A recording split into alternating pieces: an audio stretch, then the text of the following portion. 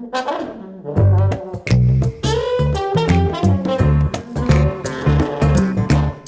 everyone and welcome to episode 14 of the Fiction Foundry podcast. I'm Phil. And I'm Ben. And yes, we were going to record last night but had one or two technical issues again. We did. We did. But yes, we're going to go for another one of our sort of 10-minute talking challenges today, aren't we? It's going to be two 10-minute talking challenges, isn't it? And then Just one talk. we're just going to talk, but hopefully it won't be more than 10 minutes. But that one's not necessarily going to be timed. Okay, so we just want to cover a few smaller topics, things we may have mentioned briefly before but need elaborating on. Yeah. One of those topics, we had a message from one of our actors, didn't we? Andy McGillen. Yes. Who's appeared in a couple of our films now. Fantastic actor. He's also known as Battery Man. He is Battery Man. What yeah, country is that in?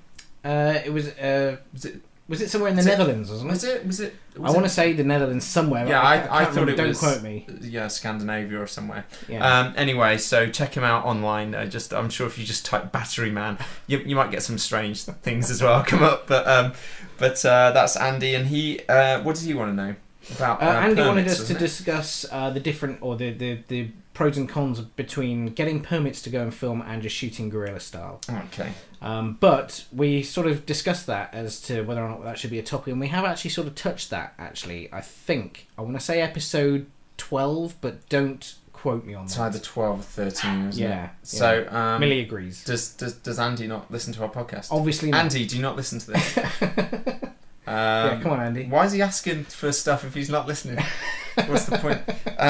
Okay then, so I guess that's one bit of housekeeping this time. So the only other bit of housekeeping is you've just come off another shoot, haven't you? Yesterday. What was that one? Another Josh Cole shoot. This one again, music video. You were asking me about details on this, and unfortunately, the only thing I had in my brain when I was going to this shoot was exactly what I needed to do. So I didn't really ask any questions. I can't remember who the artist is. Didn't you have a vagrant or something trying to attack your equipment? Yeah, well actually that's how I met the makeup artist. We had the Octocopter set up and had an epic underneath it. So of course when both of these things are together, it's a lot of money's worth sat on a table somewhere. And we're in a city centre effectively on a Sunday morning, so it's kind of quiet, but there are a few people milling around here and there. But the night before, Saturday night, really busy, load of drunk people, etc. And this vagrant homeless dude that looked like he'd just had the crap kicked out of him rocked up to the table where the Octocopter was sat, and he was looking around it, and I'm like, you need to get away from here, this is expensive, you nick it and I'm going to chase you down and kill you. But it turned out to be one of our actors who'd been in makeup all morning, and I had no idea, but his makeup was that good. I really thought he was like one of the drunk posse from the night before. So the makeup artist obviously did their job very well. Oh, fantastic. It's nice to know you treat homeless people with such respect. When the Octocopter and an Epic is in close proximity, unfortunately, if it's between them and the Octocopter. Exactly, yeah. Okay, yeah. all right. Okay, then. So, right, three topics then. We're going to time ourselves, Well, actually, we haven't finished housekeeping just yet. What else is there? The first thing is, I did say on the Fiction Foundry Facebook page that if we got past 100 likes... then I would mention the 5 people that liked us by name to say thank you very much. Go on then. Do you know them off the top of your head? No. But I can check and do that right now. So, Phil for me, Phil. I'll just do a drum roll. I have to do one longer than that. I can't even find it. Okay then. Anybody out there going to see Pacific Rim this weekend? Oh, that does look like a good movie actually. Yes, I'm going to see it. Also saw a great movie. Well, saw 2 great movies. That saw The Master. Do you know about The Master? I've seen it advertised, but I haven't actually watched it. Yeah, it's definitely, I would say, a divisive film. I loved it. Joaquin Phoenix was amazing in it. Shot in 65 millimeter. Yeah. Bloody hell. And about 20% of that was profile shots actually, or close-up shots, which is kind of interesting. It's true. And so that was good. That's like a long lens, isn't it? For that, it would be. But I don't. I'm not sure what camera they were using for that. Interesting. Well, we'll find out. We'll either put it on the Yeah. website or we'll mention it. Just to go back to our Facebook page thing. Go on. The last 5 people to like us, and thank you very much to you that have done this. Jacob Paolo Amante Canlis. Okay. Thank you to you. Thank you. Casper Kilchenman. Well done. I apologise if I'm getting these For names murdering their names. incorrectly. I apologise. Regindal Berwick.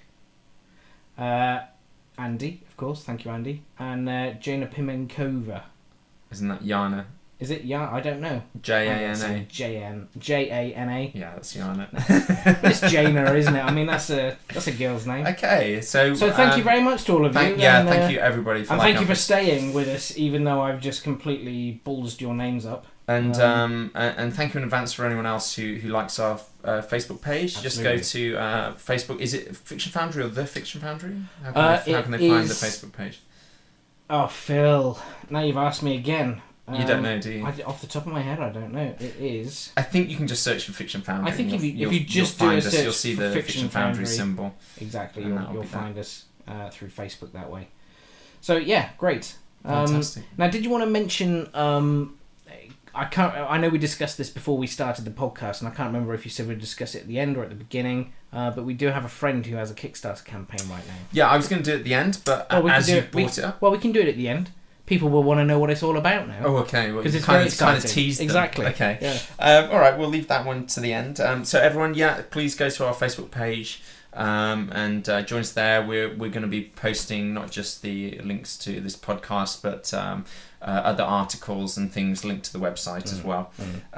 So thanks to those people who've done that already. And okay, so should we get to our first? Let's do our first topic. Then? Just mention what the topic is, and then I'll set the time again. Okay, the first topic is going to be sales agents. Sales agents, 10 minutes, go. God, this is like was just a you're minute, wasting isn't it? time But here, it's just a 10 minutes. Just 10 minutes? Yeah. Anyway, okay, I'm not Paul Merton, so right. So a sales agent. Basically, what we're going to talk about is, what is a sales agent? How do you secure one? What sells? What a sales agent's going to be interested in, and then finally, just a few do's and don'ts. So the first one is what is a sales agent? Well, sales agent's kind of an intermediary, really. I mean, they are literally a salesperson for your film. Once you've made your film, you can self-distribute. Now, we've had examples of that recently with people like Shane Carruth and his movie Upstream Colour, where he literally phoned up the cinemas himself, phoned up the different locations himself, and booked the film for those cinemas. Now, he has this kind of mystique around him, and there was a lot of buzz around his film because he did Primer 8 years ago and it won Sundance, and so everyone was going to sort of really interested to see what he was going to do next. So it's kind of a unique case. If you're going to try and book cinemas yourself, it's going to be incredibly hard. You're unlikely to earn much money from it, but I have seen that happen here. There's a director, James Marquand, who I never actually met him personally, but I know a lot of people who worked on his film, which I think was called Dead Man's Cards. He's actually the son of Richard Marquand, who directed Return of the Jedi and Flashdance. And he was directing this movie, and I know that they literally had one print made of this film, and they were booking it themselves and taking it to the cinemas themselves, the actual film cans themselves, and booking it with cinemas. So you can self-distribute, but generally, if you want your film to have to make money and to be seen in cinemas throughout the world, you need distributors. Okay, so distributors are people who sell the film to those different locations, and they will often market the movie as well. So they are responsible for a given location, or what we call a territory, which could be a country, and then that distributor will be responsible for that country to responsible for cinema chains, have links with the cinema chains. They will screen the movie for those cinema chains, they will negotiate the deal, and then they will farm out that film to those cinema chains. The sales agents are the ones who sell the film or lease the film to distributors. So distributors are getting close to the end point, which is the screening point, whereas the sales agent is the person who's going to go out to film markets around the world and sell your film. Okay, so they're going to go out to the Cannes market, for example, and they're going to set up a screening for your film. They're going to invite all the distributors to get there, and they're going to hopefully hook one on there for different territories and get them to sell your movie. So it sounds like a good thing, getting a sales agent, right? It does. It does, but is that always the case? Well, we've had first-hand experience of this, haven't we? Yeah. So tell them all about it, Phil. Well, we've kind of excuse me. We've kind of talked about our experience with sales agents and distributors. Really, that was. Yeah. But going to sales agents can either be a great thing, or they can kill your film. So I'm kind of leaping ahead. I'll go to sales agents' do's and don'ts, I think, and then I'll come back to how you secure one. Just before you do that, why, for example, if I've just made a film. Mm-hmm. And I can take it to Cannes, and I can show it to some distributors. Why do I need a sales agent then? Because the sales agent will have relationships with different distributors in different territories. If the sales agent is good, they'll know that, in the Middle East or Israel, that this film's going to sell, so I know which distributor that is, so I'm going to invite them to the screening, or I'm going to make contact with them and sell the film to them. And I know I have intel, I have data from that region that says that it will probably do well, we can probably make this return on it, and I know that what the split with that distributor will be in that country. And that's why you would need that sales agent, because if you hire a cinema at, let's say, Cannes or one of the other big festivals, which I'll go through what they are in a minute, and you try and set that up yourself, just sending an invite to distributors is Absolutely. not always going to work. We kind of did that with pictures in the early days, and we did actually get one or two there, which was good. But there's no guarantee that they'll turn up. It's only if they're in the local region anyway. They're not going to travel. So basically, we're saying that distributors and sales agents already have a bit of a relationship that's already set up. Yeah. The distributor will already trust a particular sales agent. So if that sales agent says, "I've got a film for you that's worth watching," you can pretty much be guaranteed that they'll come. It does happen for when a film gets into a big film festival. Then there will be distributors there anyway looking for the next hot property, and there will be if there's a film that's gone down really well with the audience, and they'll be often everyone will be tracking the filmmakers down and their reps or their sales agents, because often you'll still have a sales agent if your film is at a big film festival. Let's say it's playing at Berlin or something like that. Then you'll often have them all, making you offers, all these, all the bigger fish for independent movies like Fox Searchlight, and I don't know if Paramount Vantage is still around, but ones like that, or Lionsgate or whoever, who are going to be, after your film to try and secure the next Paranormal Activity. So can we also assume then that a sales agent that's worth its salt is also going to sort of look out for your interests with regards to whatever deal is being made with a distributor as well? Yes, because otherwise they don't know. Yeah, they'll do the negotiating for you, because it's going to be very it'll either be them or your agent. You'll have your own actual kind of creative agent who will be doing that for you. It must be very scary, I guess, exciting but also scary at the same time to be trying to negotiate these things yourself, because you're not going to know exactly what these deals are and whether they're fair. So it's a very trusting relationship you have to have with your agent or your sales agent. But that's one case. When you have a film that's screening at a festival, the screening goes well, it's been seen, or there's a lot of buzz around the film, so then sometimes big distributors might even request to see your film to make a bid for it. Sometimes they might even make preemptive bids if they've seen the film before it screens at the festival and try and nab it before anyone else makes a bid for it.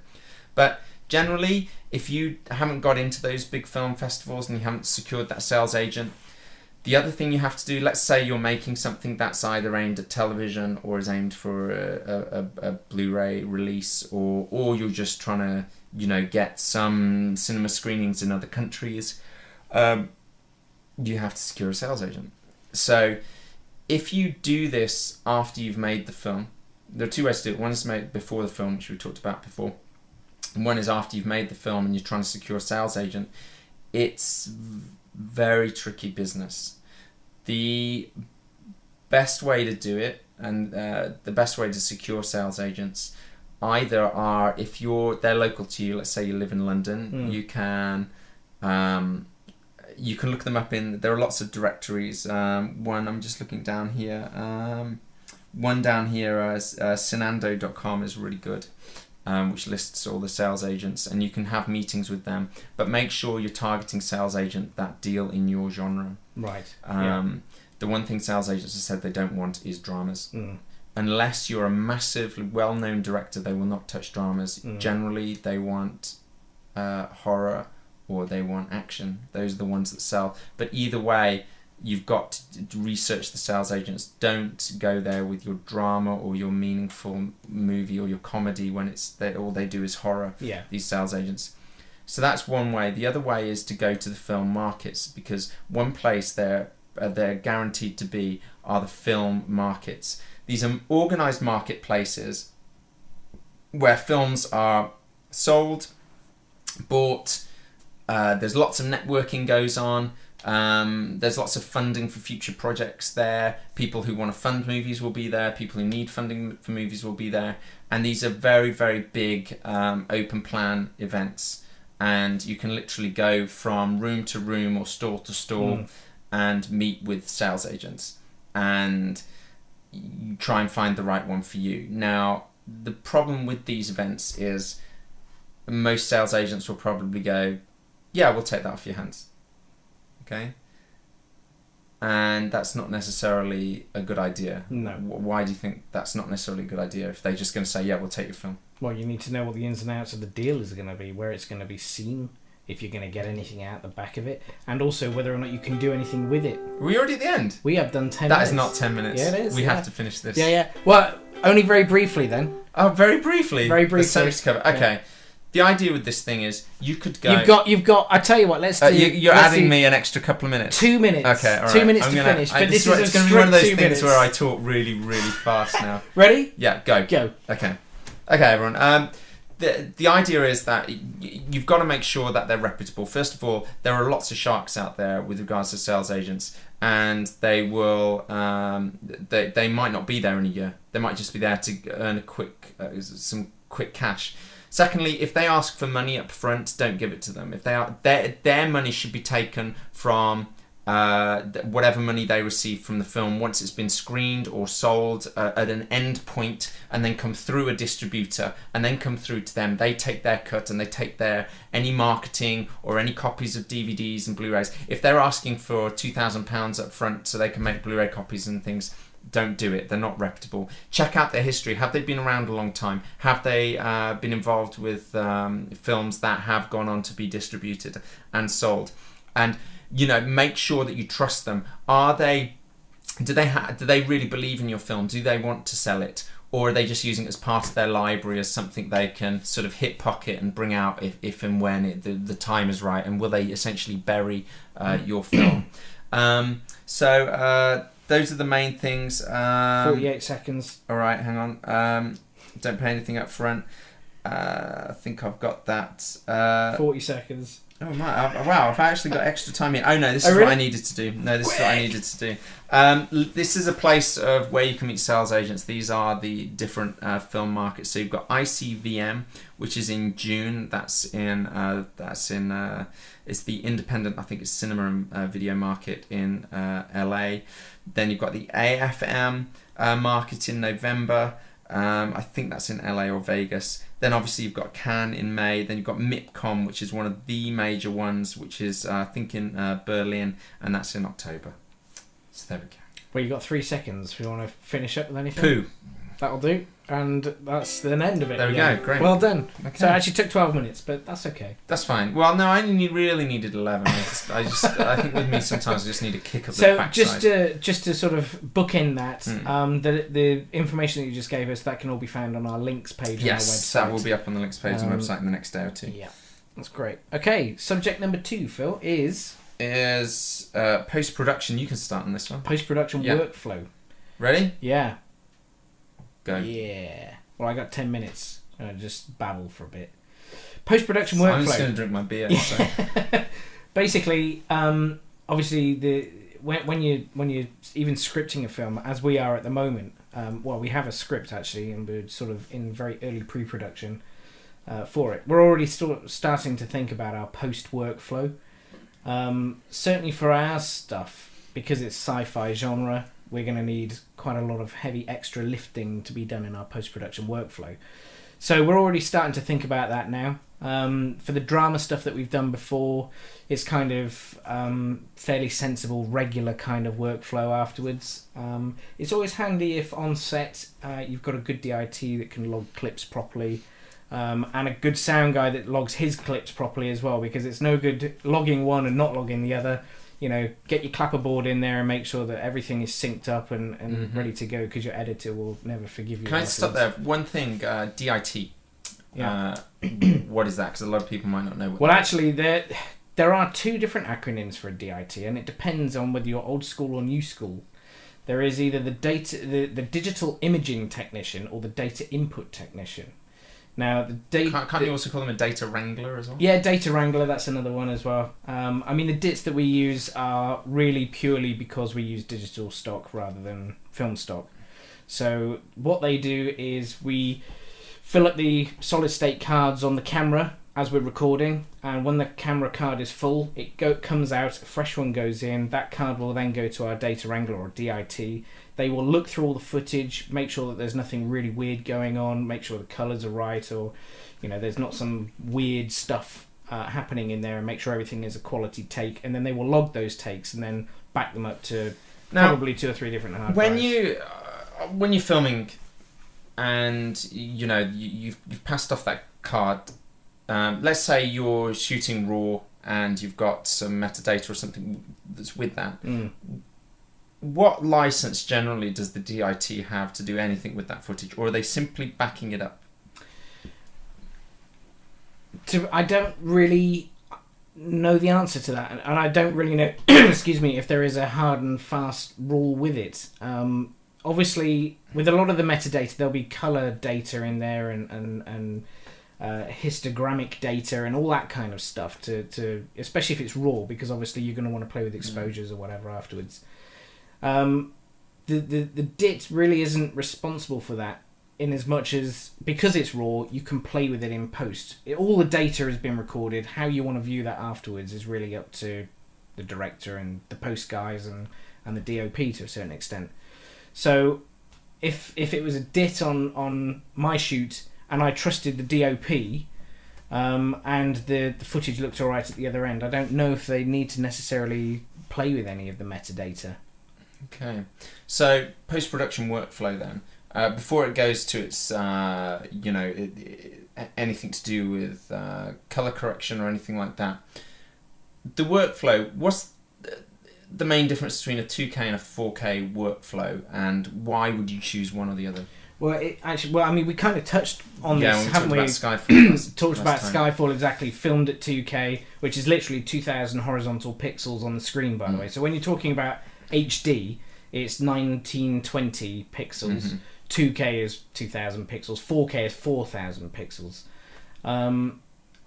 When you're dealing with more pixels, you're dealing with more data, and more data means more space that you need to do everything, and it also means more time. So it's more space and more time for the higher resolution. So if you're shooting at 4K and your workflow in post is going to be at 4K, then you need a lot of space and a lot of time and a lot of processing power to actually do something with all those pixels, which is why a lot of the time people will just shoot in 2K.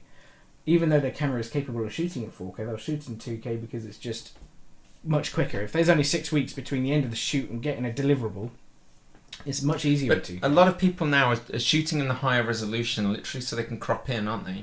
Yeah, exactly. If you want to put a camera move in across the image without losing resolution. Yeah, exactly. Yeah, so if you have 4,000, your canvas is 4,000 pixels wide, but your output is only 2,000 pixels. So if you put one screen on top of the other obviously it's going to fit inside. So you can move your 2K screen anywhere within that 4K Yeah, and you've got screen. a license to actually do so essentially you a could zoom in on flat camera something, move. or you could just do a Yeah. pan, or you could sort of put a tiny bit of movement in without actually losing any pixel resolution whatsoever. Okay, good.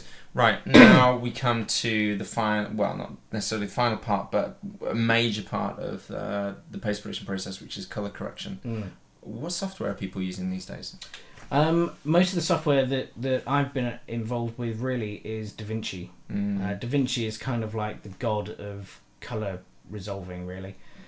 But it's expensive. A proper DaVinci suite, just the hardware alone, is 20 grand, something like that. Plus, then you need to have a monitor that's properly colour calibrated and all the rest of it. And they can be 10 grand plus quite easily.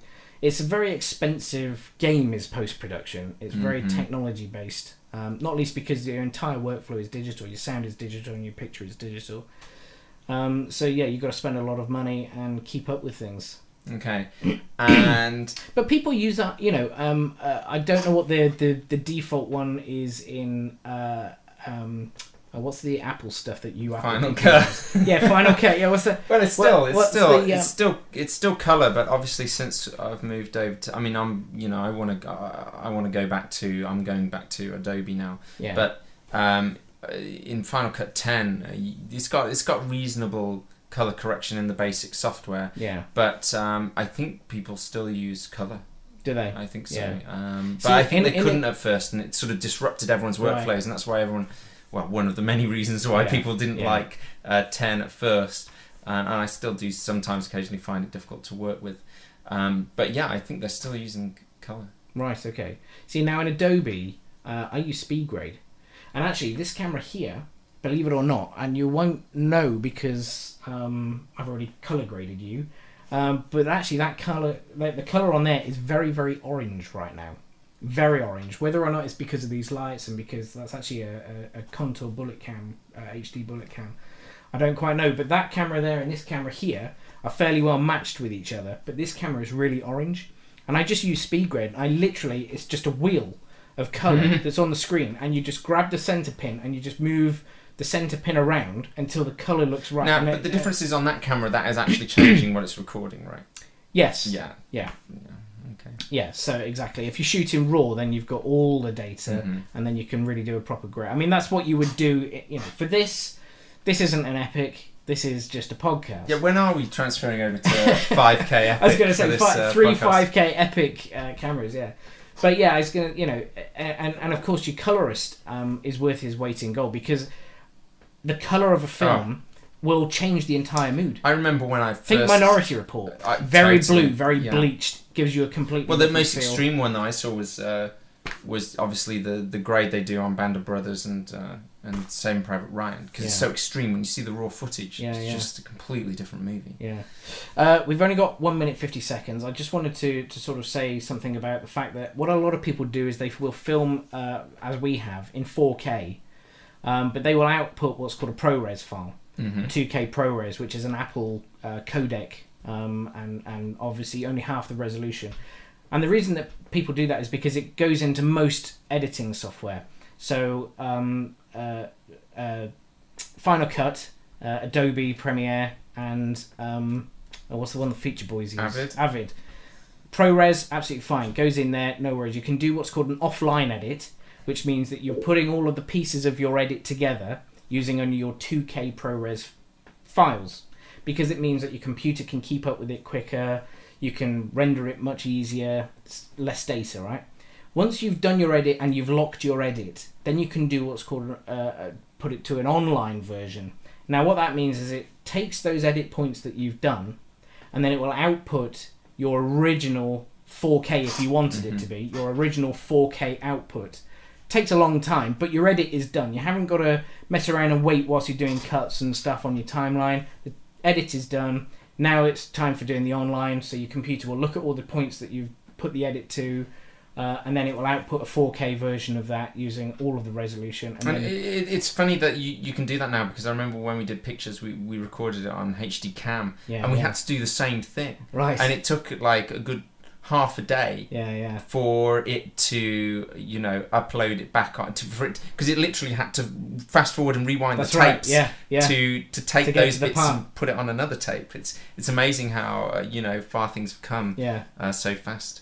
Well, I think we're down to I wanted 5. to ask you about exporting, but I Oh, guess right, we'll okay. have to leave that Can for we, another well, we can time. do it 2 minutes. Let's do a 1 minute. Okay, we, 1 we, minute. We only need a 1 minute. Okay, Okay, this really is just a minute then. So you're not allowed to repeat the same word twice. Oh, come on, that's no good. I'm rubbish at those kind of games. So Right, you're not you allowed ready? to repeat the same word twice.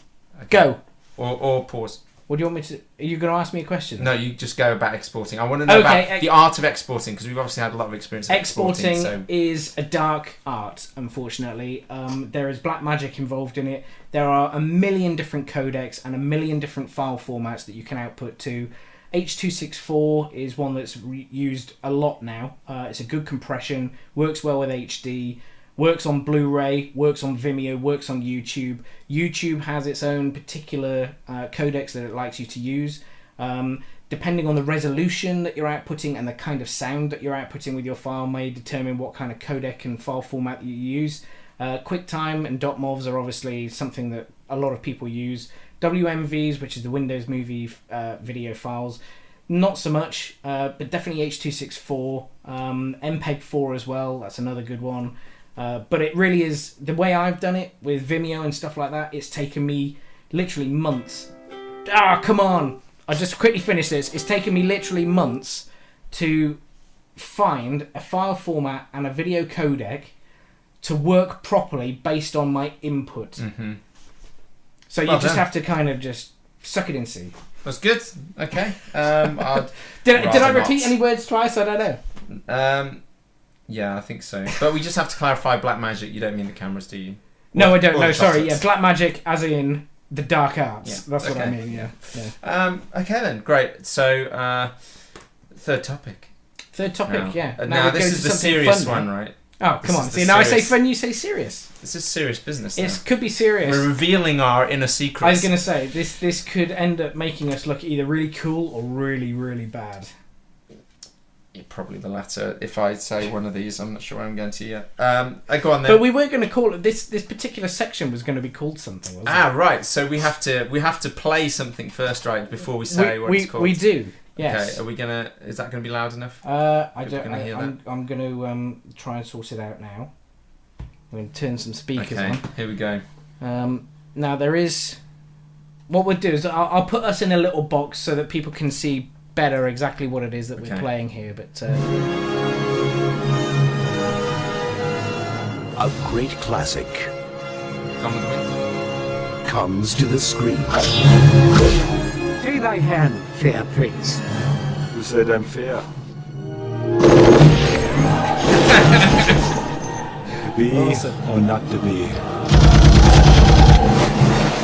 Not to be. Columbia Pictures is proud to present the screen's greatest action hero, Jack Slater. Okay. so Right. there we go. That's So we're calling this the Last Action Hero Memorial List of guilty pleasure films. so these are all about guilty pleasures, our guilty pleasure films. So Right. So we have a list. we Well, won't, I've we just won't sort of take put it some too. randomly. We won't be too long on this, but I think Yeah. it'll be We just sort of quite best not interesting. time it just in case. Yes. So I'm guessing. How many do you have on there? 1, 2, 3, 4, 5, 6, 7, 8, 9, 10, 11, 12, 13. God. 1, 2, 3, 4, 5, 6, 7, 8. Right. So you're going first. Okay, my first guilty pleasure, and we had the conversation about are they guilty pleasures or just pleasures? Yeah. And sometimes there's a grey area and you're not really sure. Now, the first one for me is The Last Starfighter. Oh. Oh. Is that guilty? I don't know. I don't know, because it's kind of pants. I think because but guilty it's- pleasure is one where people would have to roll their eyes. But I think these days, unless you're Do you reckon geeks it's... of our I was generation, going to say, people aren't it's going to know actually what been it so is, long are now they? that Yeah. maybe it's actually a cool Yeah. film now. Okay, well, alright. Well, in that case, then I go straight to what I know is Go a on. guilty pleasure, and that's Hairspray. I like it. I don't know what it is. I don't know if it's Travolta dressed as a fat woman. I don't know, but I enjoy it. It puts a smile on my face for 2 hours. I can only watch it when I'm alone. only Only because I don't want anyone else to see me watching it. Don't want anyone else to see what you're But doing. anyway, Hairspray is my number one there. So, what's yours, Phil? Oh God, are we not doing this in order though? Are we? No, I think we should just take it in turns. No, but I mean, like, there's no ascending order. Oh, no. Right, okay. I'll just pick a random one then. I think it probably has to be Clueless. Do I know Clueless? Yeah, the Elisa Silverstone film. Oh, really? Yeah. Is that guilty? Yeah, I think it's guilty. It's largely considered. I'm going to do two actually together. Okay. Clueless and Mean Girls. I like Mean Girls. Because... But that is a guilty pleasure. Yeah, you're right. I think it is because... the thing is, I was never ever going to... Clueless was just... I just watched it randomly one night and thought it was hilarious. And I still think it's hilarious now. But Mean Girls was a different kettle of fish because I was never ever going to watch that movie. What the hell am I going to do watching that for? Yeah. And then... I can't remember, a friend made me watch it and it was absolutely hilarious. It's so witty. Yeah. It's so well written and so well acted. Lindsay Lohan, love her or hate her, was brilliant in that. Do you know, I just the whole thought cast, Rachel McAdams as well, just amazing. Good, absolutely. Yeah. I'm going to just throw an extra one in there that I just thought, you said Lindsay Lohan. What's the one where she plays twin sisters? Parent Trap. Yeah, Parent Trap. That's a remake of an old film. I don't care. I like it, and it is definitely a guilty pleasure. But that's an end of it. Yeah, never mind. Dennis Quaid. His career peaked with Inner Space. What a great film! That is a pleasure. That's not a guilty pleasure. That's just okay, go on. You. Wall-E. That's not guilty pleasure, isn't it? No, it's an awesome Why? film. Because it's kind of a cartoon. I thought that might be guilty. If it was Little Mermaid, it would be a guilty pleasure. Oh, that's number. Is that? No, it's not. Okay, well in that case, am I going to say this out loud? Go on. Romy and Michelle's high school reunion. Really? Well, I don't know. I suppose it is a guilty pleasure. It's all right. I couldn't really get on board with that. Oh, I did. Yeah. Even though it is Mira Sorvino, isn't it? Oh no, it's the one. No, it's Lisa Kudrow. That's but isn't it Mira Sorvino as well? Oh, I can't remember. Is it Mira? Can't remember. I think yeah. All I know is I like it. Okay. There's a lot of high school things. Because another one of mine would be. Did you ever see Bring It On? No. Oh wow! It's just. This is going to make me look really bad now. It's just cheerleaders. People already knew this about you anyway, Phil. See, I like cheerleaders. You like John Travolta in a dress. Shut up, it's fine. Come on, what's your next But again, one? it's really funny. It's not all high school movies. I'm going to save that one to last. I'm going to save my favourite to last, I think. So your favourite or your most guilty? No, not my most guilty. My favourite. My most guilty... I don't know what my most guilty is. What movie I love? A movie which is one of those movies which is a guilty pleasure, where I can just stick it on and enjoy it every time. The Tomb Raider sequel. Really? Cradle of Life. And that's a guilty pleasure. It's not really. No, it is, because it gets lambasted. It gets terrible reviews. Maybe it does. But they had know what? They had some really good stunts in there. It's not just that. I just think it's... I don't know. It appeals to the little boy in me. It appeals. And I mean that not anatomically. The thing I like about it though is it's based on a computer game that we all loved. Mm-hmm. I mean the first Tomb Raider. And that was when we were kids, right? That was that was in my 20s. No, you weren't. Yeah, I would have kind of been. Yes, I definitely was in my 20s. Because you're only 2 years older. The PS1. Yeah, came out with first Tomb Raider. I would have been in my early 20s. No, you wouldn't. Yeah, I would. You wouldn't have been. Yeah. Because I was playing that when I was at school, so you could only been 2 years older than me, so you wouldn't have been in your 20s. Oh, we're not looking into this because I'm pretty sure I was. Okay. But anyway, I agree. I would say that was a pleasure. That's not. And I think it's a guilty pleasure. Go on, next. Easy A. I've never seen it. Emma Stone. Yeah, Emma Stone. I like it. Yeah, again, it's funny. one of those ones that's witty. Have you noticed how many high school movies there are? It's witty, but it's witty to a point that it's overly witty. It's like they really, they're supposed to be a family, but they're constantly just being witty to each other. Mm. It's like that kind of takes it out of the realms of reality. But I like the wittiness. I listened to a great interview with the writer of that, actually, the screenwriter of that. Really exuberant, funny guy, and he was pretty much broke or whatever, and then he just came up with the idea for me. And he goes, you know what? I'm just gonna write it. Yeah, and so he just apparently he'd stayed up depressed for 2 weeks watching Law and Order back to back, and he just decided he's just gonna write a movie. Yeah, sod it, and he wrote it in 2 days. Did he really? Yeah. Well, I like it, and it was acted well, and I just like it. Pretty impressive, huh? I'm going to throw another one in there Go on. because I've got more than you here. Now, you're the one that reminded me of this, but to me, it's not a guilty pleasure. It's just a bloody good film. Go on then. Battleship. That's a guilty pleasure. It is not a guilty pleasure. It's a guilty pleasure. No, It is. It's a proper explosions, aliens, big special effects, loud bangs. That's all do me all day long. Having said that, I've still not seen Battleship. How can you possibly tell me it's a guilty pleasure or not when you haven't even seen it? Because I know it by reputation. The only bits of Battleship I've seen are over your shoulder on the plane to New York. That's the only bits of Battleship. How many times did I watch it? You watched it twice, I think. You watched it once on the way there and once on the way back. It was good. Anyway, go on. Okay then, what's the next one? Right, a film that people hate and I love is Eyes Wide Shut. I haven't seen it. That's where that's the two of them together, isn't it? When they were married. Yeah. Actually, yeah. I Basically, the whole seen it. movie is Tom Cruise walking and looking serious, and then lots of naked women, and you'd like that sequence. That sounds. Yeah. You know, I can relate to that. Good sequence. Yeah. But yeah, it's. I can understand why people hate it, but for some reason, I saw it in the cinema. I saw it in the cinema twice, actually. I just loved it. I don't know why. It kind of hypnotised me. I thought it was just the atmosphere. I think I'm a big fan of atmosphere in movies. Right. Even though, you know, I'm a writer and so I should be obsessed with plot and character, sometimes I just love atmosphere in movies, and that's what I'm drawn to a lot of the time. And that movie is just atmosphere. There isn't really much of a plot, to be honest. Naked women and atmosphere. What more do you want? Yeah, it's just naked women and atmosphere. Well, my next one, Working Girl. That's not a guilty pleasure, isn't it? No, because that's just a classic movie.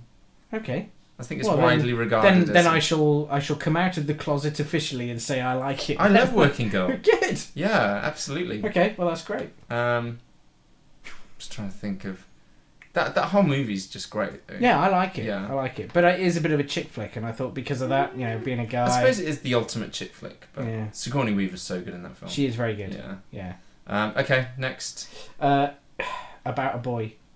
Again, I don't say that's why is that a guilty pleasure? No, because it's a chick flick. No, but it's from a guy's perspective. Because you've got this guy who's basically inherited money and drives an Audi TT and doesn't really have much to do, and it's kind of from his perspective. I mean, I like that part, but it does go a little bit soppy. Yeah, it does. It does get soppy towards the end, I suppose. And I forgot actually, Muriel's in it from Muriel's Wedding. Tony Collette. Is that her name? Is it? Yeah. I don't know her name. Yeah. Anyway. She's also in Sixth Sense as well. Is she? Mm. Oh yeah, she's the mum, isn't she? Yeah, quite right. Brilliant actress. Yeah, she is. Yeah, very good. Okay, one from me, I would say, what haven't I mentioned yet? Right, Wrong Turn. Have you ever seen the original Wrong Turn? It's a dumb horror movie, not really a slasher fan, but for some reason, saw that in the cinema and loved it. Really? Yeah, I don't know why. I'm not a slasher fan.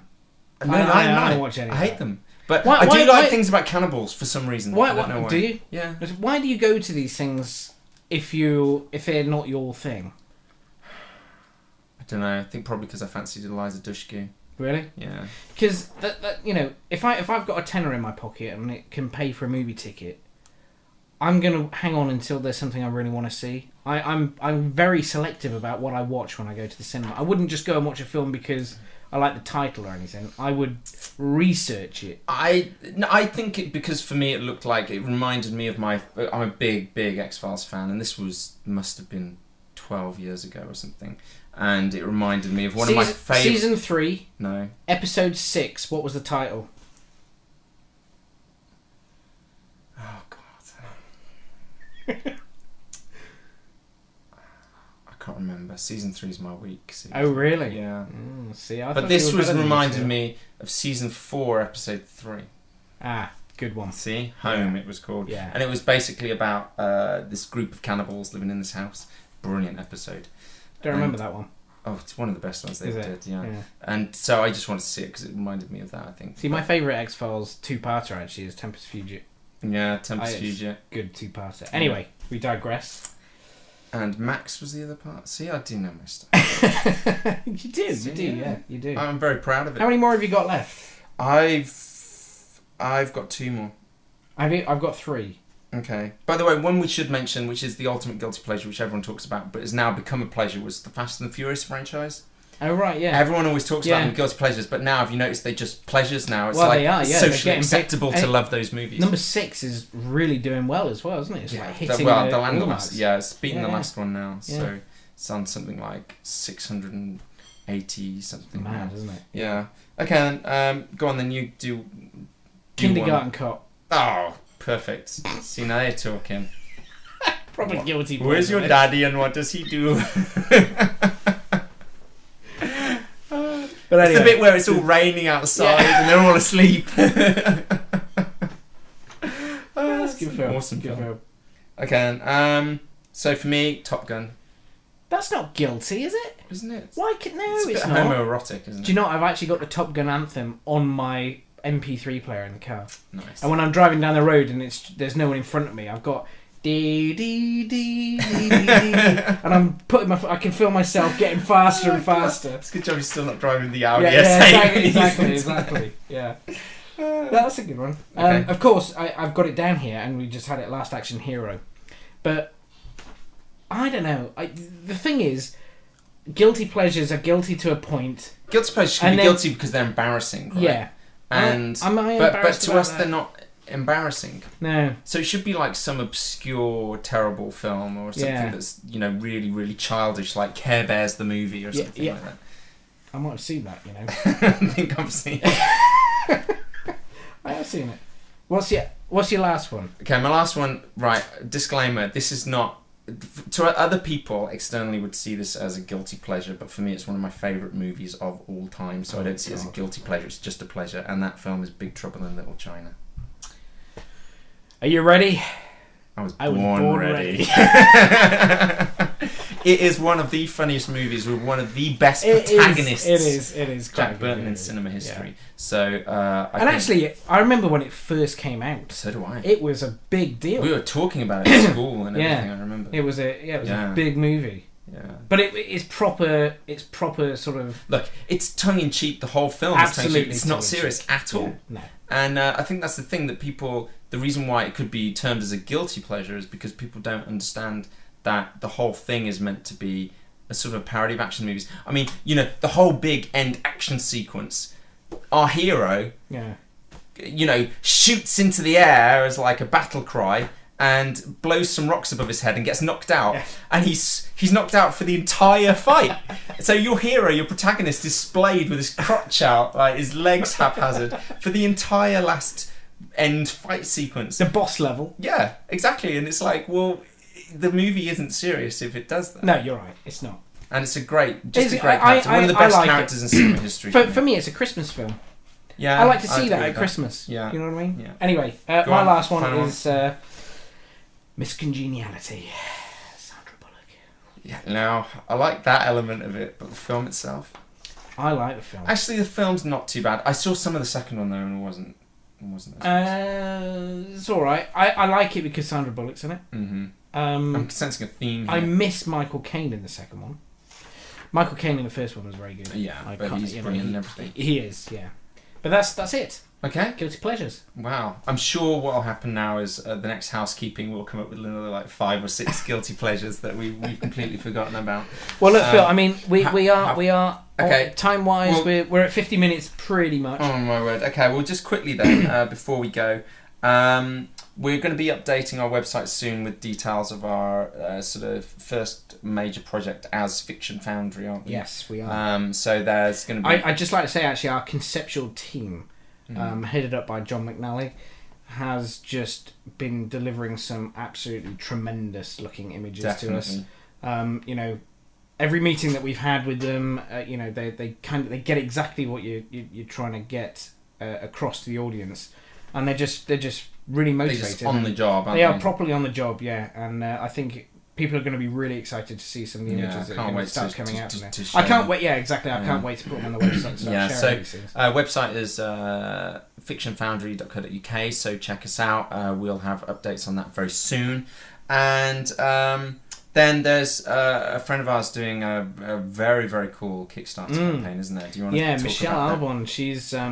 She's she won the 2011 Depict Award for a short animation that she did called Above as Below. You can check that out on Vimeo. Just search Above as Below on Vimeo for that.